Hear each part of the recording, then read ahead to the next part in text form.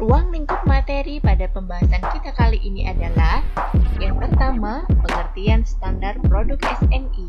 Yang kedua, tujuan penetapan SNI. Yang ketiga, manfaat standar produk SNI. Yang keempat, kriteria produk SNI. Dan yang kelima adalah produk SNI di sekitar kita. Materi kita yang pertama adalah tentang pengertian SNI atau Standar Nasional Indonesia. Apakah yang dimaksud dengan SNI atau Standar Nasional Indonesia? SNI atau Standar Nasional Indonesia adalah standar yang ditetapkan oleh Badan Standarisasi Nasional dan berlaku secara nasional. Jadi, SNI ini merupakan satu-satunya standar yang berlaku secara nasional di Indonesia. Nah, SNI ini dirumuskan oleh panitia teknis dan ditetapkan oleh Badan Standarisasi Nasional Indonesia. Materi yang kedua adalah tentang tujuan penetapan standar produk SNI atau Standar Nasional Indonesia. Tujuan dari penetapan standar produk SNI ini adalah yang pertama, tentu saja untuk meningkatkan perlindungan kepada konsumen, pelaku usaha, tenaga kerja, dan masyarakat yang lainnya. Perlindungan ini baik untuk keselamatannya, keamanannya, kesehatan, maupun juga untuk kelestarian fungsi lingkungan hidup.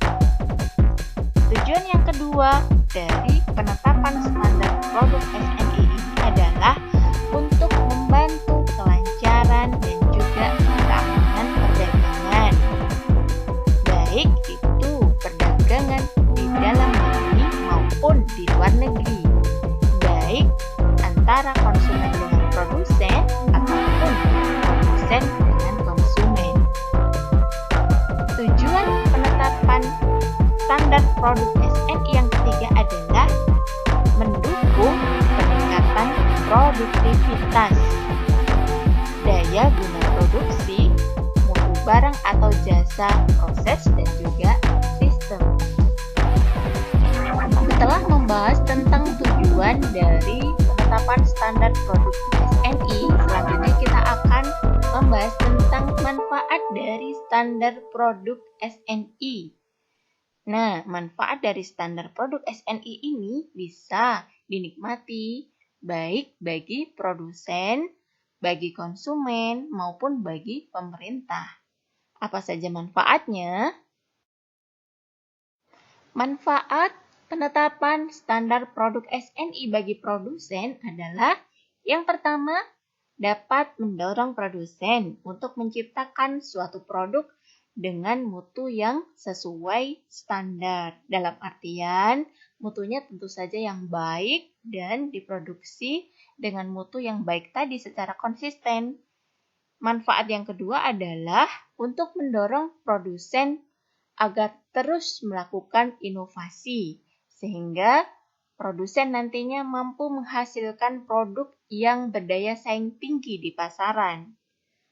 Manfaat bagi produsen yang ketiga adalah mampu menciptakan persaingan usaha yang sehat dan adil karena adanya standarisasi tadi. Nah, manfaat yang keempat adalah dapat meningkatkan produktivitas dan efisiensi biaya karena terjadi optimasi proses produksi. Selanjutnya adalah manfaat dari penetapan standar produk SNI ini bagi konsumen. Apa saja manfaat penetapan standar produk SNI ini bagi konsumen? Yang pertama adalah konsumen dapat memperoleh jaminan atas kualitas minimum produk yang dikonsumsi atau dipergunakan. Nah, jaminan atas kualitas minimum produk yang dikonsumsi ini tentu saja adalah hal yang sangat penting yang dibutuhkan oleh konsumen. Manfaat yang kedua adalah konsumen akan mendapatkan perlindungan, keamanan, dan juga keselamatan atas produk yang dikonsumsi atau dipergunakan oleh konsumen. Manfaat yang berikutnya adalah karena standar dapat mendorong tingkat efisiensi produksi, maka dalam hal ini konsumen akan dapat membeli produk-produk dengan tingkat harga yang efisien. Ya, manfaat yang berikutnya adalah dengan penetapan standar produk SNI ini akan memberikan pembelajaran kepada konsumen untuk lebih cermat dan cerdas dalam mengkonsumsi atau mempergunakan produk. Standar memuat kualifikasi atau spesifikasi produk yang memungkinkan konsumen agar dapat memilih produk yang sesuai dengan kebutuhannya. Manfaat yang kelima adalah akan mampu memberikan ruang bagi konsumen untuk menuntut atau mengajukan klaim terkait dengan manfaat suatu produk sesuai dengan janji yang diberikan oleh produsen. Adapun manfaat penetapan standar produk SNI bagi pemerintah sebagai pembuat kebijakan dalam hal ini adalah yang pertama sebagai standar untuk memberikan acuan dasar bagi perlindungan baik kesehatan, keselamatan, keamanan, dan juga perlindungan lingkungan bagi masyarakat. Manfaat yang kedua adalah standar menjadi acuan pembentuk kesetaraan perdagangan atau menjadi penghambat atas ketidakseimbangan perdagangan global. Manfaat yang ketiga adalah penetapan standar ini akan mampu memberikan informasi dasar tentang teknologi yang dikembangkan oleh industri maju, terutama dikaitkan dengan keputusan investasi serta penggunaan sumber daya dan implementasi teknologi. Berikutnya, kita akan membahas tentang kriteria produk SNI. Di awal tadi sudah saya sampaikan bahwa SNI atau Standar Nasional Indonesia ini merupakan satu-satunya standar yang berlaku secara nasional di Indonesia. Dan SNI ini dirumuskan oleh Komite Teknis atau yang dulu disebut dengan Panitia Teknis dan ditetapkan oleh Badan Standarisasi Nasional atau BSN Indonesia. Nah, Standar Nasional Indonesia ini ditetapkan untuk barang atau produk-produk yang memang sudah sesuai dengan ketentuan, ya. Kalau produk atau barang tadi sudah sesuai dengan ketentuan, maka akan diberikan stempel SNI. Tanda ini yang selanjutnya akan menjadi jaminan kualitas bahwa produk tersebut memang telah sesuai dengan standar yang diberlakukan oleh pemerintah di Indonesia. Agar sebuah produk dapat mendapatkan label SNI atau Standar Nasional Indonesia ini, maka tentu saja produk tersebut harus dapat memenuhi kriteria produk SNI atau Standar Nasional Indonesia. Sedangkan untuk memenuhi kriteria Standar Nasional Indonesia atau SNI ini harus melalui langkah-langkah sebagaimana berikut ini.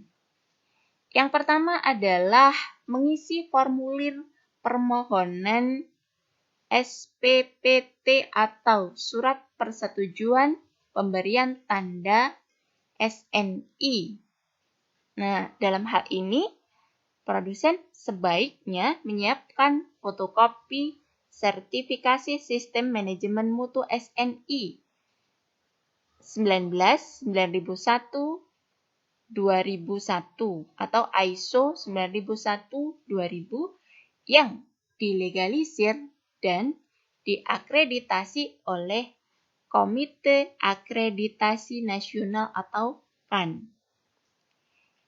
Jika produk kalian merupakan produk impor, maka dalam hal ini kita juga atau kalian juga perlu melengkapi dengan sertifikasi dari Lembaga Sertifikasi Sistem Manajemen Mutu atau LSSM dari negara asal. Tetapi dalam hal ini harus dipastikan bahwa negara tersebut telah melakukan perjanjian saling pengakuan dengan Komite Akreditasi Nasional atau KAN. Nah, prosesnya dalam hal ini bisa dilakukan dalam 1 hari. Yang kedua adalah Lembaga Sertifikasi Produk atau LS Pro akan melakukan verifikasi. Jadi langkah keduanya, Lembaga Sertifikasi Produk atau LS Pro akan melakukan verifikasi. Verifikasi ini meliputi seluruh persyaratan untuk SPPT atau Surat Persetujuan Pemberian Tanda SNI, jangkauan lokasi audit, kemampuan memahami bahasa setempat, dan jika ada kesulitan di dalam memahami bahasa setempat, dalam hal ini diperlukan penerjemah bahasa setempat untuk melakukan audit kesesuaian. Nah, selanjutnya kemudian akan terbit biaya atau invoice yang harus dibayarkan oleh produsen. Langkah yang ketiga adalah melakukan audit sistem manajemen mutu produsen.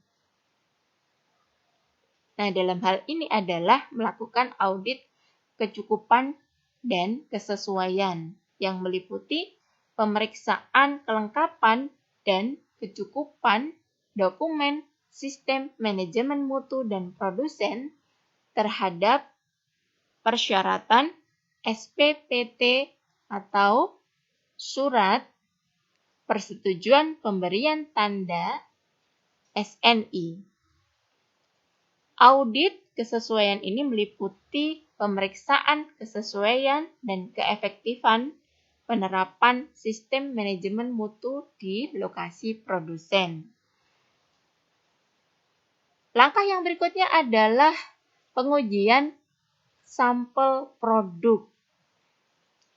Pengujian sampel produk ini dilakukan apabila produk perlu untuk uji laboratorium. Nah, hal ini nantinya berkaitan dengan sistem manajemen mutu. Pengujian dilakukan di laboratorium penguji atau lembaga inspeksi yang sudah diakreditasi. Jika dilakukan di laboratorium milik produsen, maka diperlukan adanya saksi di saat pengujian. Nah, sampel produk kemudian diberi label contoh uji atau LCU dan kemudian disegel. Langkah yang kelima adalah penilaian sampel produk.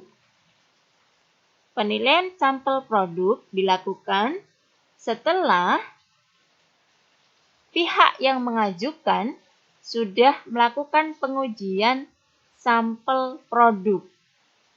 Kemudian, laboratorium penguji akan menerbitkan sertifikasi hasil uji.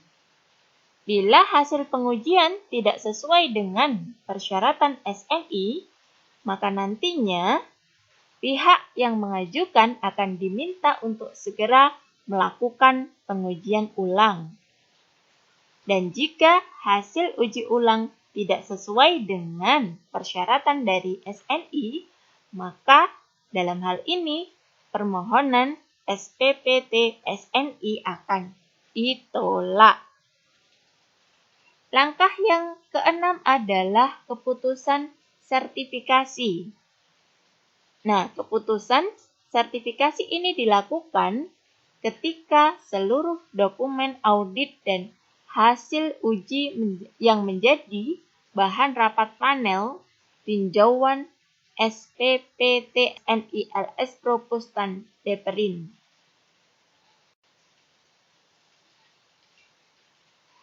Berikutnya adalah pemberian SPPT SNI atau sertifikat surat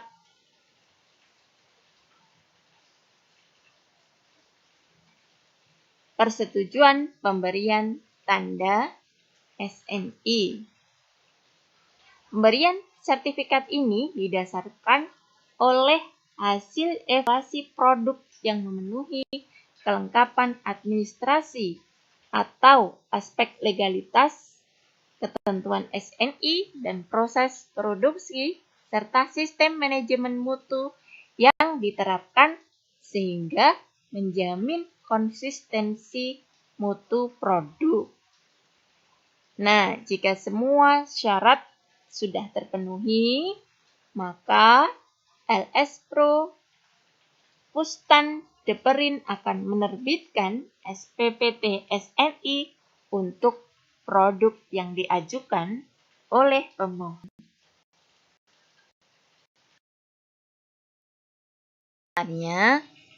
Pengajuan standar produk SNI ini bersifat sukarela. Jadi, boleh diterapkan, boleh juga tidak.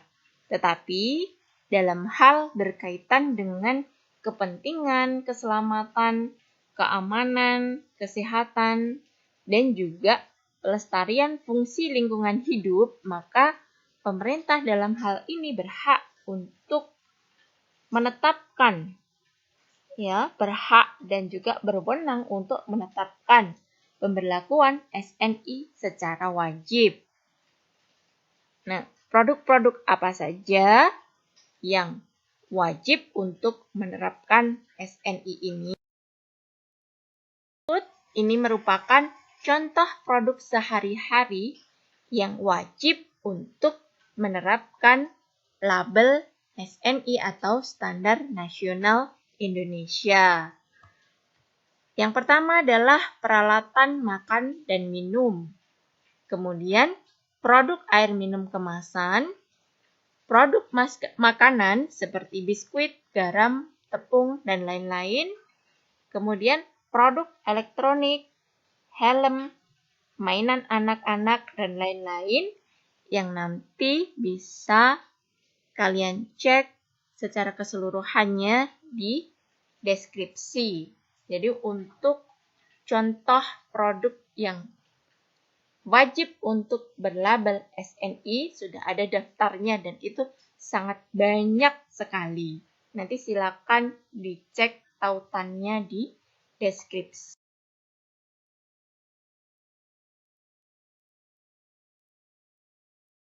Alhamdulillah, akhirnya selesai juga pembahasan kita kali ini tentang materi Standar Nasional Indonesia atau SNI. Semoga apa yang kita bahas kali ini bisa bermanfaat dan wassalamualaikum warahmatullahi wabarakatuh.